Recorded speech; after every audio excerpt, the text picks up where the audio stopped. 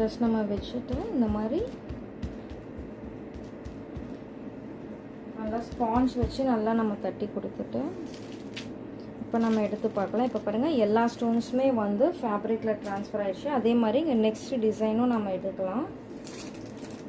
So இங்கேயும் few stones வந்து இருக்குது. ஸோ நம்ம மறுபடியும் இதுலேயே வந்து ஹீட் கொடுத்துடலாம்.